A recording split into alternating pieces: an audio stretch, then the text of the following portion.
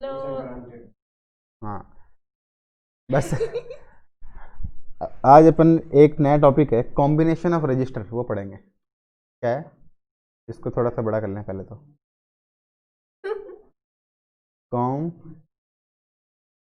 Combination of register.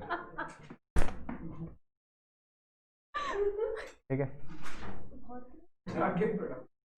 Combination of registers. अब जैसे मान ले अपन ने पहले पढ़ क्या रखा है वो पहले ये रिवाइज कर लेते हैं। एक तो v is proportional to i और उससे क्या बना v equal to I R. ठीक है, और ये तो ओम्स लॉ है। ओम्स लॉ के बाद में अपन ने क्या चीज़ पढ़ी, जो रेजिस्टेंस है वो किस किस चीज़ पे डिपेंड करता है। R is proportional to L, R is proportional to 1/a। तो इन दोनों को मिला के क्या हो गया, are is proportional to L/a। और प्रोपोर्शनल साइन को हटाएंगे तो क्या लग जाएगा, एक constant R is equal to rho into L/a। ठीक है, तो ये फॉर्मूला है। इससे अपन रेजिस्टेंस रेजिस्टिविटी के बीच में जो भी है वो निकालते हैं। और V equal to I R. अब अपने पास नया टॉपिक क्या है, कॉम्बिनेशन ऑफ रजिस्टर्स। तो जैसे मान लो 3 रजिस्टर हैं अपने पास, तो 3 रजिस्टर का कॉम्बिनेशन करना है तो वो कैसे कैसे पॉसिबल है। अपन वीडियो पॉज कर रहे हैं और तुम बताओ कि कैसे कैसे पॉसिबल है। 3 रजिस्टर हैं, R1 है, R2 है और R3 है। इनको कंबाइन करना है। अब इनको कैसे भी कंबाइन कर सकते हो जैसा तुमको अच्छा लगे, ठीक है ना। मतलब लेकिन चालू क्या करना है, एक वायर आएगा यहाँ से और फिर वही वायर कहीं से जाएगा भी। अब इस इंस के बीच में, यहाँ से लेकर यहाँ के बीच में तुमको इन तीनों रजिस्टर को जोड़ना है। तुमको जैसा अच्छा लगे वैसे जोड़ो। ठीक है, एक तरीका, 2 तरीका, यहाँ पे 3 और एक और ट्राई कर लेते हैं अपन, ये 4। मेरे दिमाग में 4 तरीका आ गए। अब तुम अपना अपना सोच लो कि क्या क्या आएंगे तुम्हारे। करो, 1 मिनट है तुम्हारे पास। चलो देखो, तो यहाँ से लेकर यहाँ तक तुमको 3 वो लगाने हैं रजिस्टर। एक रजिस्टर, दूसरा रजिस्टर और तीसरा रजिस्टर। तो तीनों रजिस्टर कहाँ पे आ गए, सीरीज में।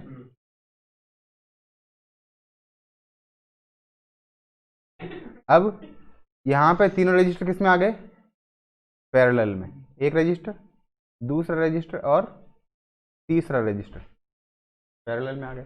एक कंडीशन क्या हो सकती है कि 2 तो ऊपर आ जाए पैरेलल में और एक नीचे आ जाए, या फिर 2 यहाँ 2 नीचे या एक ऊपर, एक ही बात है। और यहाँ पे 1 और 2 ये तो पैरेलल में आ गए, फिर यही मिल गए आके, फिर एक चला गया और एक और सीरीज में। तो 3 की ये कंडीशन हो सकती है। अब देखो, इनकी बात तो कर ली अपन ने कि 3 कंडीशन हो गई, लेकिन इनके अंदर इक्विवेलेंट रेजिस्टेंस कैसे निकालेंगे। तो अपन इसमें क्या चीज़ है, एक तो सीरीज और एक पैरेलल। इसमें ये दोनों सीरीज में, फिर जो आंसर आएगा उसके साथ में ये पैरेलल में। इसमें ये दोनों पहले पैरेलल में, फिर जो आंसर आएगा उसके साथ ये सीरीज में। लेकिन काम चीज़ दो दो ही आई, एक तो पैरेलल और एक सीरीज। क्या नीचे वाले में ये दोनों पहले पैरेलल में करेंगे, फिर जो आंसर आएगा उसके साथ इसको सीरीज में करेंगे। और थर्ड वाले में पहले इन दोनों को सीरीज में करेंगे, उनका जो आंसर आएगा उसको इसके साथ पैरेलल में करेंगे। लेकिन काम चीज़ दो ही आई, एक तो पैरेलल और एक सीरीज। तो इन दोनों को अपन थोड़ा समझते हैं शुरू से। देखो, अपने पास 2 रेजिस्टेंस मान लो, 2 मान लो, 3 मान लो, तुम्हारी मर्जी है। पहले तो 2 ही मान लेते हैं। ये R1 है और ये R2 है। R1 R2 ये दोनों किस में है, सीरीज में। तो सीरीज में ऐसे एक बात बताओ, जो करंट फ्लो हो रहा है आई, वो करंट ही फ्लो होता रहेगा पूरे वायर में, एक ही करंट फ्लो होगा, अलग अलग करंट तो चेंज होगा नहीं। मतलब जो करंट होता है वो एक पाथ फंक्शन है। तुमको मैंने बताया था जब अपन ने करंट की बात की थी, करंट एक वायर में फ्लो होता है पूरे में। और जो पोटेंशियल डिफरेंस होता है वो 2 पॉइंट के बीच में होता है। तो अगर R1 इस पॉइंट से चालू होकर यहाँ पे खत्म हो रहा है, R2 यहाँ से चालू होकर यहाँ खत्म हो रहा है, अगर अपन पोटेंशियल डिफरेंस की बात करेंगे तो R1 के दोनों पॉइंटों पे अलग पोटेंशियल डिफरेंस आएगा और R2 पे अलग पोटेंशियल डिफरेंस आएगा, और यहाँ से लेकर यहाँ तक अगर पूरा नापना है तो अलग पोटेंशियल डिफरेंस आएगा। इस पूरे का पोटेंशियल डिफरेंस V, और पोटेंशियल डिफरेंस कैसे नापते हैं? Across the wire, across the conduct, across 2 points, 2 point के बीच में। तो पहले एक पॉइंट यहाँ पर रखो, एक पॉइंट यहाँ पे रखो, इनके बीच में पूरा V आ गया, इसको बोल देंगे V। यहाँ से लेकर यहाँ तक कौन आ गया? V1, इसको मान लिया V1, और यहाँ से लेकर यहाँ तक कौन आ गया? V2, इसका नाम हो गया V2। उस पूरे का नाम क्या है? V। और I तो करेक्ट पूरे तार में फ्लो हो रही है, तो I जो यहाँ पर है वही I यहाँ पर है और वही I यहाँ पर है। तो तुम्हारे पास इस डायग्राम को वापस बना लेते हैं, यहाँ पे और यहाँ पे। पहले वाले का नाम क्या है? R1, इसका नाम क्या है? R2। इन दोनों के लिए करंट क्या है? इसमें भी I और इसमें भी I।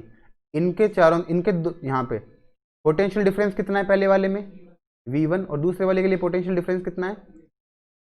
V2। तो तीनों चीजें आ गई VIR, इसमें भी तीनों चीजें आ गई VIR। अब तुम एक बात बताओ, ये जो पोटेंशियल डिफरेंस है V, ये जो पोटेंशियल डिफरेंस है V, ये इन दोनों के इक्वल है, मतलब V1 और V2 को मिलाएंगे तो टोटल V आ जाएगा तुम्हारा। दिख रहा है ना? यहाँ से यहाँ तक V1 है, यहाँ से यहाँ तक V2 है, और ये पूरा कितना आ जाएगा? V। तो तुम ये बात लिख सकते हो V equal to V1 plus V2, लिख सकते हो ना? ठीक है। अब तुमको ओम्स लॉ के हिसाब से फॉर्मूला पता है, V इक्वल टू क्या होता है? IR। तो V तो V है, I कितना है? ये I स्मॉल I लिख देते हैं, और R को क्या लिख देते हैं? R equivalent. टोटल R कितना होगा? ये तो V के लिए है, V इक्वल टू क्या आ गया? I into R equivalent. अब दूसरा V1, V1 क्या होगा? V1 ये रहा, इस V1 के लिए क्या होगा? I R1, तो I R1। V2 क्या होगा? I R2। तो V की जगह V लिख दिया, क्या आ गया? I R equivalent. V1 की जगह I R1 plus I R2। इन दोनों में क्या कॉमन आ रहा है? I, और यहाँ पे भी I है, ये I और I कट गया, R इक्विवेलेंट क्या आ गया? R1 plus R2। जब भी सीरीज कॉम्बिनेशन है उसके अंदर क्या होगा? रेजिस्टेंस जुड़ जाएंगे। सीरीज कॉम्बिनेशन में सिर्फ रेजिस्टेंस जुड़ जाएंगे आपस में। जैसे इसका रेजिस्टेंस मान लो 2 ओम है और इसका 3 ओम है, तो दोनों का मिला के 5 ओम, 3 और 2 5 ओम, इतना सा हो गया। अब अगर दोनों पैरेलल में होते तब क्या करते? वो देखो, इस कंडीशन में दोनों सीरीज में थे। अब यहाँ से वायर आया, एक ऊपर चला गया, एक नीचे चला गया। ये R1 है और ये R2 है।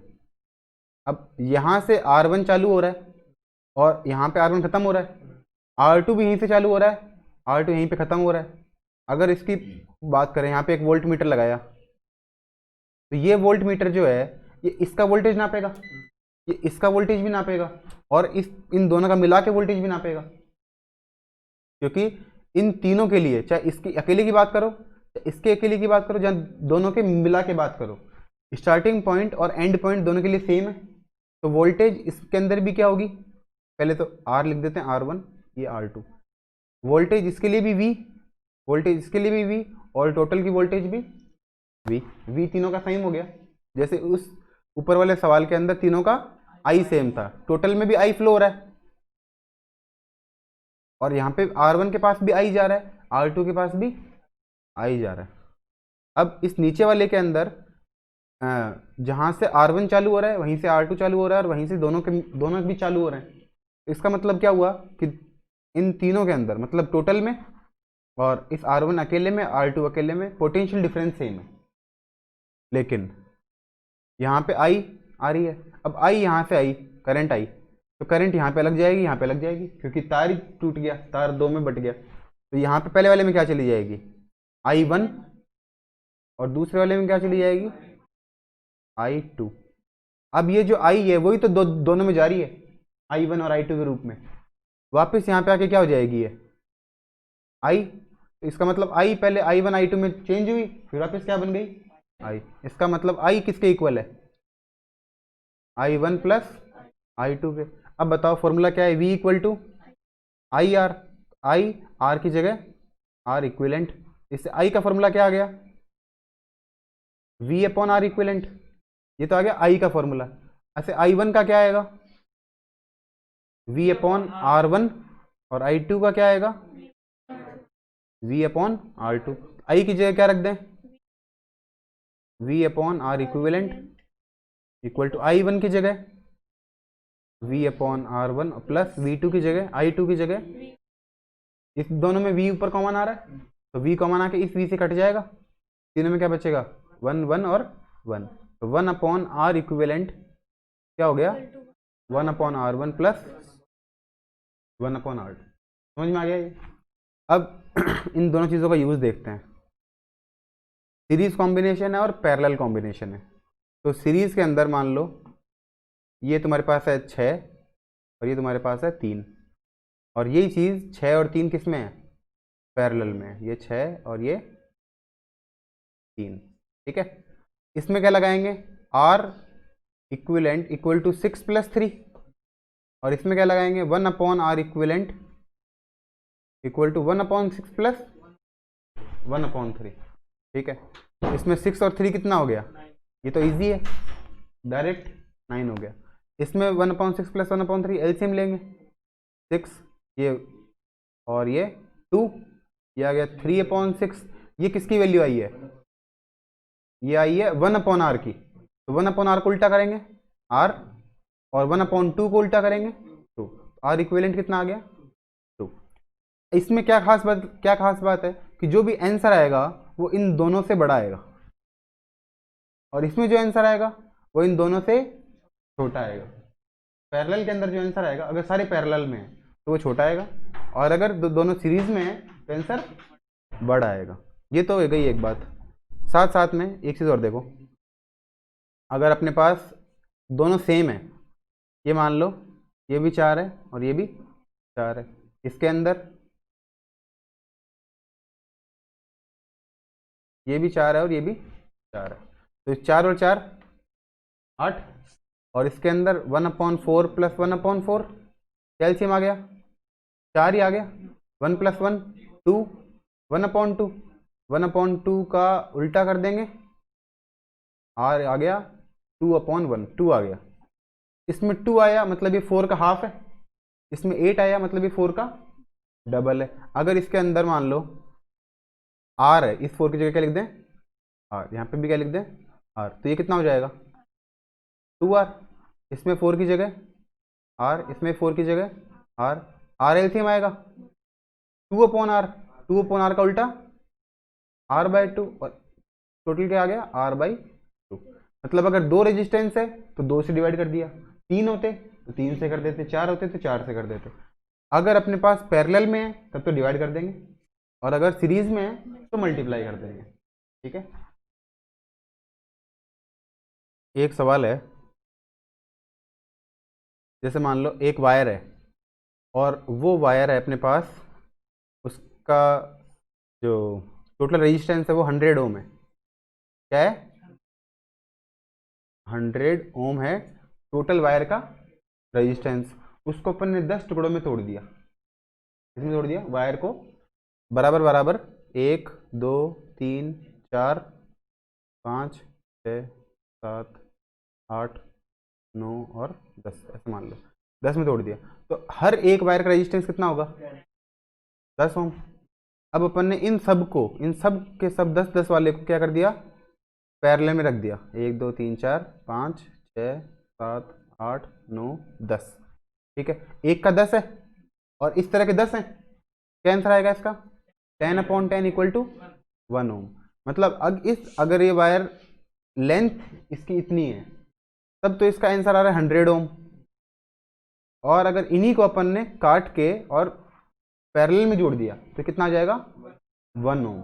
अब ये पूछ ले कि ये जो इसको मान ले 10, ये 100 नहीं दे, कुछ इस तरह से 100 नहीं दे, तुमको दे दे ये आर है ना, आर के अगर अपन ने 10 टुकड़े कर दिए तो हर टुकड़ा कितना हो जाएगा आर बाई 10, आर बाई 10, ठीक है। ये कितना हो जाएगा आर बाई 10, फिर वापस इसको 10 पैरेलल में कर दिया, आर बाई 10 को एक और अपॉन 10 करना पड़ेगा, क्या आंसर आएगा R/100। अब ये 100 है तो 100/100 होके 1 हो गया, समझ में आएगा तुमको? अगर R 100 है तो 100/100 होके 1 हो गया।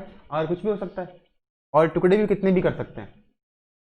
अगर मान लो अपन इसके n टुकड़े करें, कोई रेजिस्टेंस है R, उसके अपन कितने टुकड़े करें, n टुकड़े करें, तो एक का रेजिस्टेंस कितना हो जाएगा R/n, और उसको वापस अगर सबको पैरेलल में जोड़ दें तो n से और डिवाइड कर देंगे, तो क्या आंसर आएगा R/n²। अगर 10 टुकड़े करेंगे तो 10/10 100 R/100।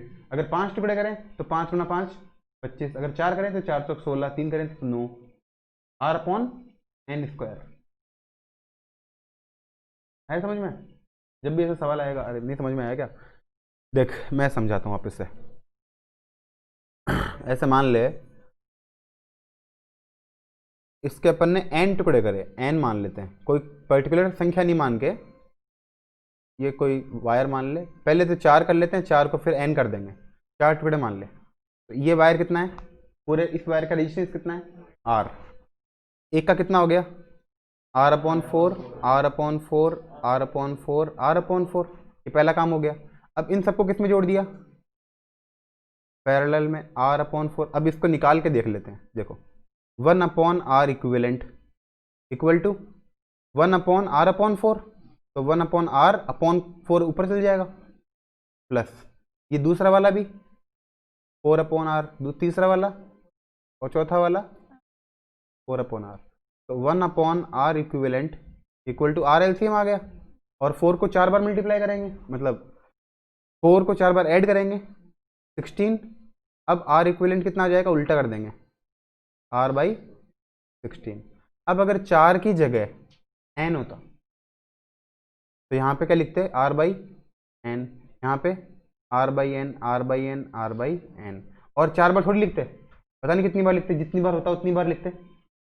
यहाँ पे n/r n/r n/r, लेकिन कितनी बार, ये टर्म कितनी बार चलेगी, 4 बार थोड़ी चलेगी, n बार तक चलती रहेगी। तो अगर n बार तक चलती रहेगी तो किससे मल्टीप्लाई करेंगे, n से। अगर 3 बार चलता तो 3 से करते, 2 बार चलता 2 से करते, n बार चलेगा तो n से मल्टीप्लाई कर देंगे। तो कितना आ गया n/r into n, n²/n, r उल्टा कर देंगे तो R/n²।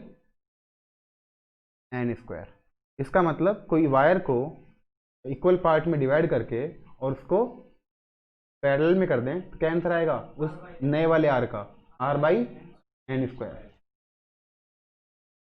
ये सब के लिए हो गया, मतलब अगर तुमको 4 बोल दे, 3 बोल दें, 10 बोल दें, तो सब के लिए एक फॉर्मूला बन जाएगा R/n²। ठीक है, और अब तुमको 2-3 सवाल करवा लेता हूँ मैं छोटे छोटे, वो तुमको समझ में आ जाएंगे तो तुमको बाकी चीज़ें भी समझ में आ जाएगी। ये बताओ, तुम्हारे पास 3 रेजिस्टेंस है 6 ओम के। कितने रेजिस्टेंस है, एक रेजिस्टेंस उसका भी 6 ओम है, दूसरा रेजिस्टेंस वो भी 6 ओम का है, और तीसरा रेजिस्टेंस वो भी 6 ओम का है। अभी तुमको मैंने 4 तरीके बताए थे 3 रेजिस्टेंस को कनेक्ट करने के, उन चारों से 4 आंसर आएंगे, वो 4 आंसर बताओ कितने कितने आएंगे। 3 ओम के 3 ओम 6 ओम के 3 रजिस्टर हैं, उससे तुम 4 तरीके ड्रॉ कर सकते हो। अभी जो ऊपर ने 4 तरीके ड्रॉ किए थे, उन चारों से 4 आंसर आएंगे, तो वो चारों आंसर क्या क्या आएंगे देखो। अब ये 3 अपने पास रजिस्टर हैं, इसको अपन तो एक पहला तरीका क्या हो गया, तीनों सीरीज में हो गए, ठीक है। तो फॉर्मूला लगाना है इसके अंदर, ऐसा नहीं कैसे छोड़ दोगे तुम फटाफट। R equivalent equal to R1 plus R2 plus R3, फिर इक्वल टू 6 + 6 + 6 18 ओम। पहला तो ये आ गया। दूसरा डायग्राम, तीनों पैरेलल में है ना, फिर ये क्या आ जाएगा 1/R equivalent, 1/R equivalent equal to 1/R1 plus 1/R2 plus 1/R3, LCM 6, 1 + 1 + 1 3/6, ये आया 1/R इक्विवेलेंट। R इक्विवेलेंट कितना आ जाएगा उल्टा 6/3 इक्वल टू 2। फिर ये दो तो इजी हैं, थर्ड, तो दो पैरेलल में, सॉरी दो सीरीज में, और इन दोनों के ये पैरेलल में है, और फोर्थ डायग्राम में ये और ये पैरेलल में पहले, और फिर जो भी आंसर आएगा उसके ये सीरीज में, 6 6 6 6 6 और यहाँ पे 6। तो पहले इन दोनों को ऐड करेंगे, इसमें दो डायग्राम ड्रॉ करने पड़ेंगे, पहले ये डायग्राम और फिर ऊपर एक और नीचे एक, ठीक है, ये करना पड़ेगा पहले काम। तो पहला काम इन दोनों को यहाँ पे लो और इसको एक में कर दो, तो 6 और 6 कितने हो गए, सीरीज में 12 और ये 6। अब इसमें लगेगा पैरेलल कॉम्बिनेशन, तो 1/r इक्विवेलेंट बराबर 1/12 प्लस 1/6, 12 एलसीएम आ गया, 1 + 2 3/12, और r इक्विवेलेंट इक्वल टू उल्टा कर देंगे 12/3 इक्वल टू 4। इसके अंदर इन दोनों को एक में करेंगे, तो पहले ये दोनों एक में हो जाएंगे फर्स्ट डायग्राम, और फिर ये 6